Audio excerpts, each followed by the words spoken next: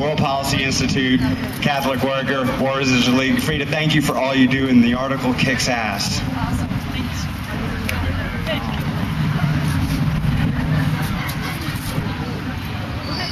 Well, I'm sure I could actually talk louder without the microphone, maybe, than with it. I just wanted to say a couple things.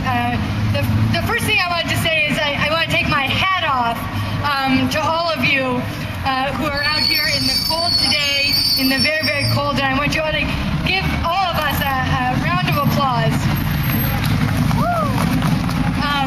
And I'm not going to literally take my hat off because then I would be colder than I already am. The second thing I wanted to say is,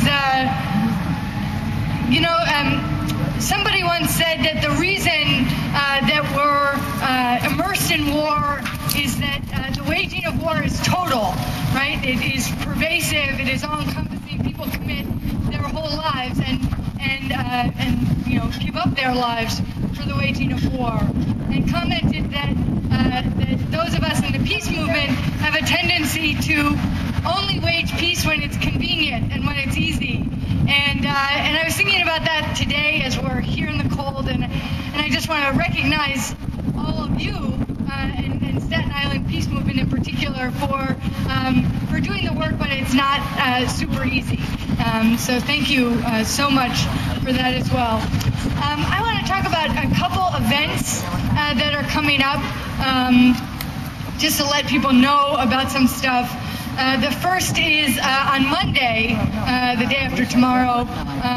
Some of us will be in front of Senator Schumer's office.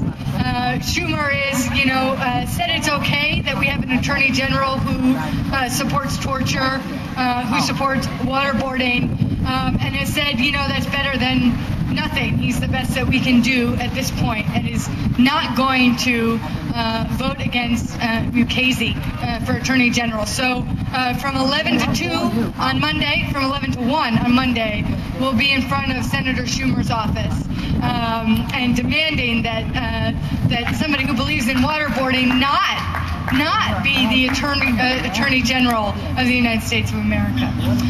The second thing is that on Friday, this coming Friday, Center for Constitutional Rights will be arguing in Manhattan Court on behalf of Maher Arar, who was renditioned and tortured and is a Canadian citizen. And they're asking that we fill the courtrooms on Friday, or fill his courtroom on Friday, and there are yellow flyers with the address and room number of the courtroom where they'll be on Friday. So encourage folks to come out for that on Friday. And all of that leads me towards January 11th. It's kind of crazy in this day and age that we have this war on terrorism that is making more terror and making more fear throughout the world, and that these 400 or so men have been held at Guantanamo since 2002. So January 11th marks 6 years of abuse and torture, indefinite detention at Guantanamo.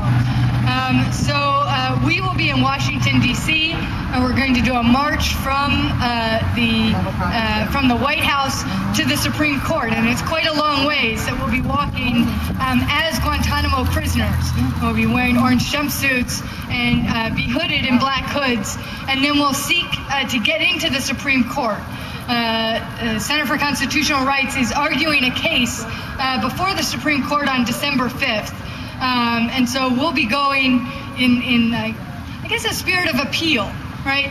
Appealing to the Supreme Court to make the right ruling in this case, and holding them to some account for that ruling. So we'll go as Guantanamo prisoners. Those prisoners can't speak for themselves. They can't be at the court. So we will be there on their behalf and seek to go inside of the Supreme Court as Guantanamo prisoners. Last January 11th, we were about 500 in Washington, and we're hoping to at least be that many, but hopefully a lot more this January 11th.